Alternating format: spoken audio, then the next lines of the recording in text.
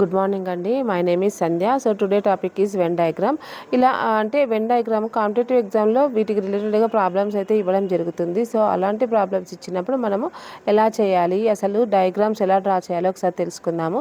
So ఇక్కడ ఏంటి అని అంటే, ఇప్పుడు మనకి డయాగ్రామ్స్ డ్రా చేసేటప్పుడు మనకి రిలేషన్ ఏంటో చెక్ చేసుకొని మనము డయాగ్రామ్ని ఫామ్ చేయాలండి. సో ఇక్కడ చూడండి, ఫస్ట్ ప్రాబ్లం ఏంటంటే, as all grandmothers are mothers and both mothers and grandmothers are female. So ఇక్కడ క్వశ్చన్ చూసుకున్నట్టయితే చూడండి, ఇక్కడ రిలేషన్ ఏముంది, గ్రాండ్ మదర్స్ అండ్ మదర్స్, ఇక్కడ రిలేషన్ అయితే ఉంటుంది కదా. సో ఫస్ట్ ఏంటంటే మన గ్రాండ్ మదర్స్ డ్రా చేసుకుంటాము. నెక్స్ట్ ఏంటి, గ్రాండ్ మదర్స్ ఆర్ మదర్స్ అవుతారు కదా, so mothers. Next and both mothers and grandmothers are female. So next ఏంటంటే ఫీమేల్, మదర్స్ కానీ గ్రాండ్ మదర్స్ కానీ అందరూ కూడా ఫీమేలే కదండి. సో ఏ మదర్ అయినా ఏ గ్రాండ్ మదర్ అయినా. So first circle grand mother అవుతుంది. అండ్ నెక్స్ట్ ఏంటి అని అంటే మదర్స్ అవుతారు, నెక్స్ట్ ఫీమేల్ అవుతుంది. సో ఈ మూడు కూడా మనకి రిలేషన్ ఉంది కాబట్టి ఒకటే వెన్ డయాగ్రామ్ అంటే మొత్తం సర్కిల్లో అన్ని 3 సర్కిల్స్ ఒకే దాంట్లో డ్రా చేయాలి.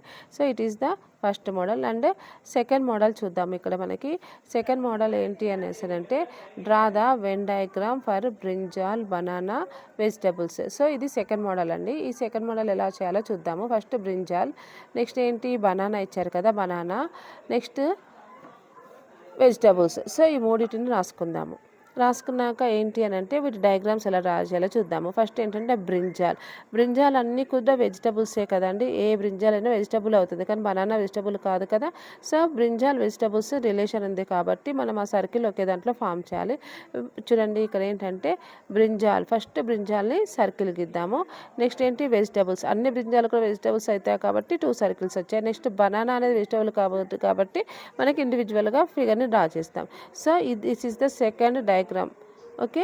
అండ్ నెక్స్ట్ చూడండి, in the following for circle represents bedsheet and triangle represents pillow and square represents blanket. So ఇలా ప్రాబ్లమ్స్ మనకి ఇచ్చినప్పుడు ఎలా చేయాలో చూడండి. ఫస్ట్ ఏంటి అంటే సర్కిల్ రిప్రజెంట్స్ బెడ్షీట్ అని ఇచ్చారు. నెక్స్ట్ ట్రయాంగిల్ రిప్రజెంట్స్ పిల్లో అని ఇచ్చారు. అంటే ఇక్కడ సర్కిల్ ఏమవుతుంది అని అంటే బెడ్షీట్ అవుతుంది.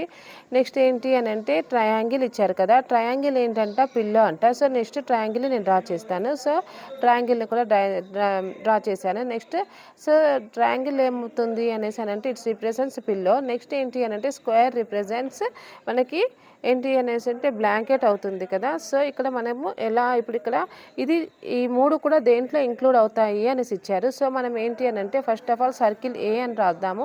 నెక్స్ట్ ట్రయాంగిల్ బి రాసుకుంటాను. నెక్స్ట్ ఏంటంటే స్క్వేర్ సి రాస్తాను.